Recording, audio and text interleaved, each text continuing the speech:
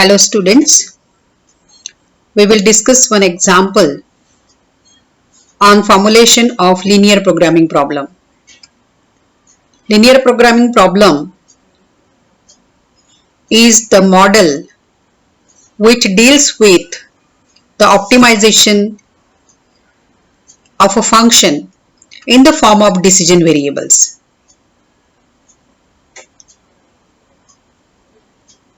With respect to some conditions which are called constraints. Constraints are the limiting conditions. It can be about raw material, time, labor charges, anything. These constraints are linear in nature and can be in either equal to or in equality form. The structure of linear programming problem consists of main the objective function which is to be maximized or minimized, subject to the conditions which are constraints and the positivity constraint. Let us see the general structure of the linear programming model. So it is always in this form. Optimize the function z equals to c1 x1 plus c2 x2 up to cn xn, where this c1, c2, cn, these are all costs or charges per unit, and this x1, x2, xn are decision variables. Subject to these constraints, objective function is also linear in nature as well as constraints are also linear in nature. The constraints can be less than or equal to or greater than or equal to.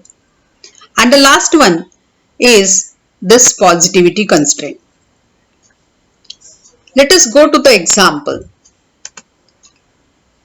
When we formulate the linear programming problem, first we have to identify the decision variables, and then from the given data we have to find out the conditions which are constraints, and last is the positivity constraint.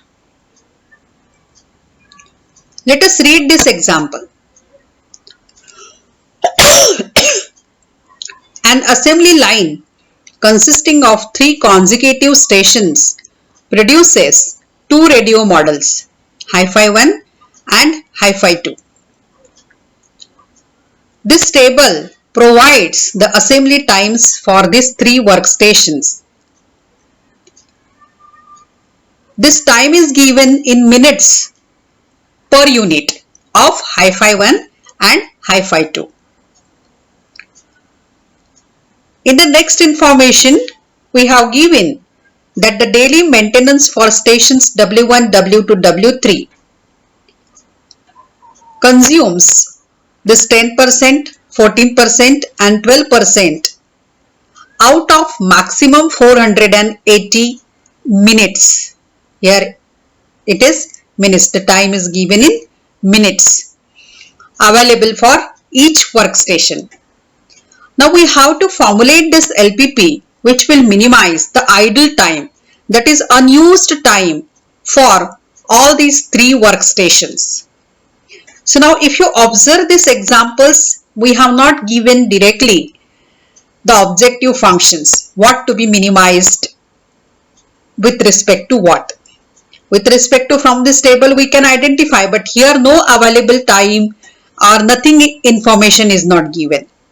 So we have to find out from this given data. So first of all, as you have given this available time for each workstation, which is 480 minutes actually. This is minutes. It means that we have to define the decision variables for these two radio models, Hi-Fi 1 and Hi-Fi 2. Then what to be defined? So here you have given this minutes per unit of Hi-Fi 1 and Hi-Fi 2. So obviously our variables are the number of units to be produced for radio models Hi-Fi 1 and Hi-Fi 2.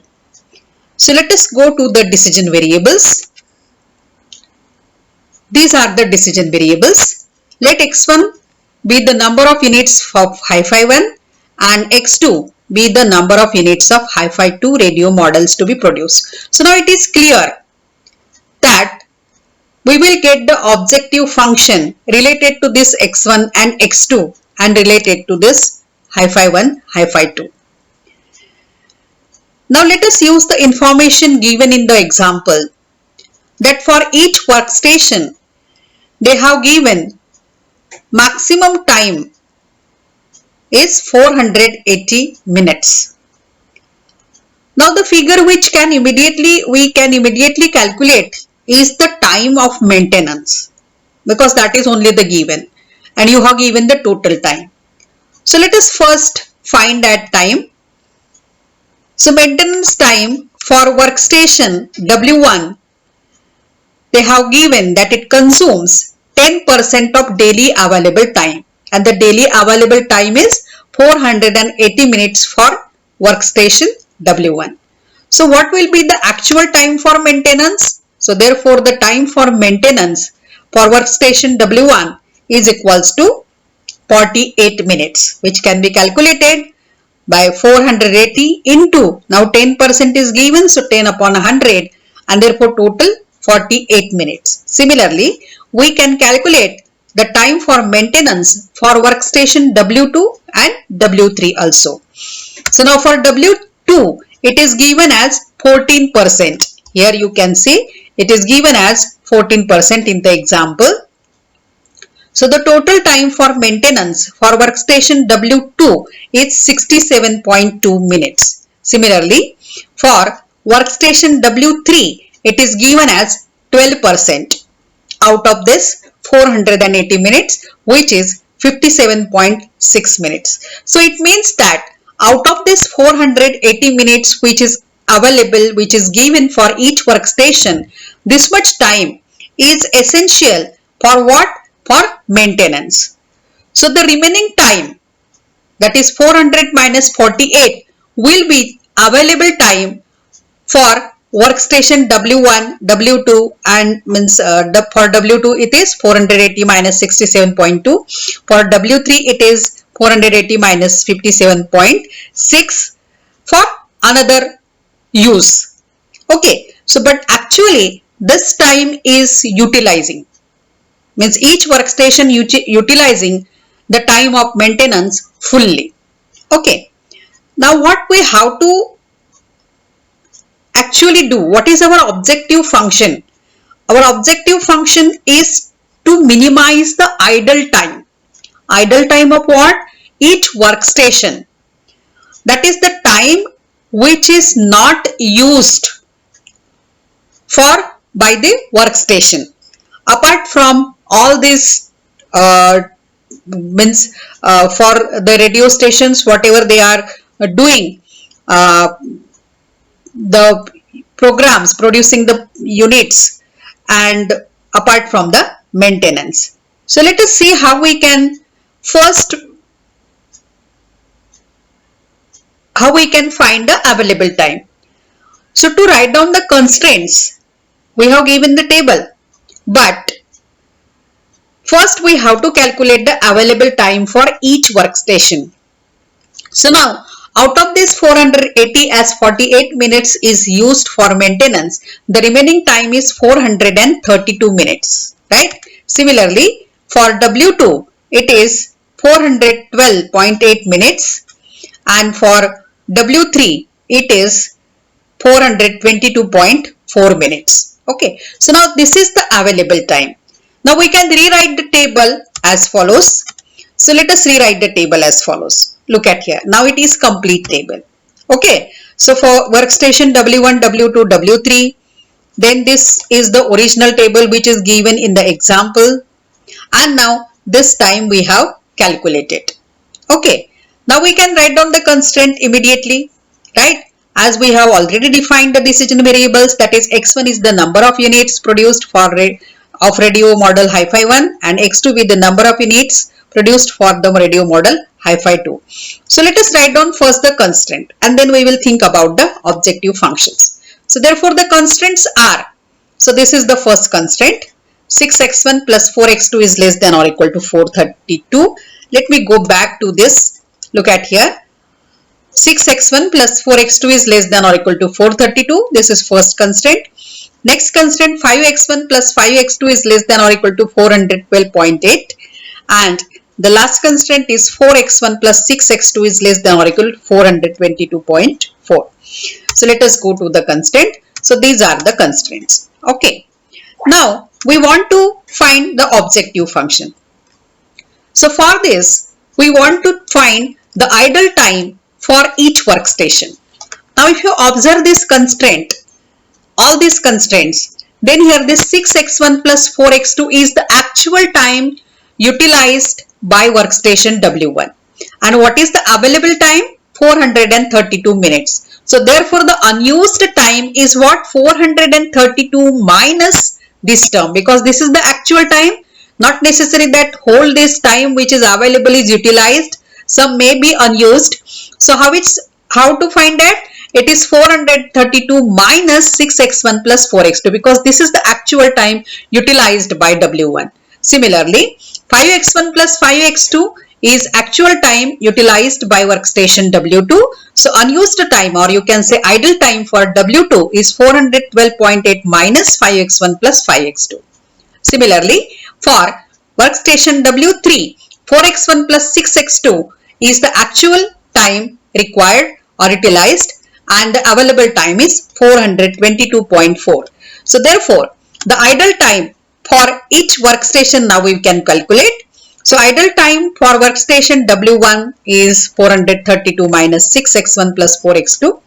Then idle time for workstation W2 is 412.8 minus whole of this 5x1 plus 5x2, that is the actual time. And for W3, it is 422.4 minus 4x1 plus 6x2. So this is the idle time for each workstation. Our objective is to minimize the total idle time. So that is, we have to add all these idle times which will give the objective function. So therefore the total idle time for workstation W1, W2 and W3 is what? Addition of all these idle times, which is equals to 1267.2 minus 15x1 plus 15x2, and this is our objective function. And now immediately we can write down the linear programming problem as minimize this idle time which we have already calculated with respect to all these constraints. And lastly, this positivity constraints must be there, x1, x2 greater than or equal to 0. So this is the formulation of given linear programming problem.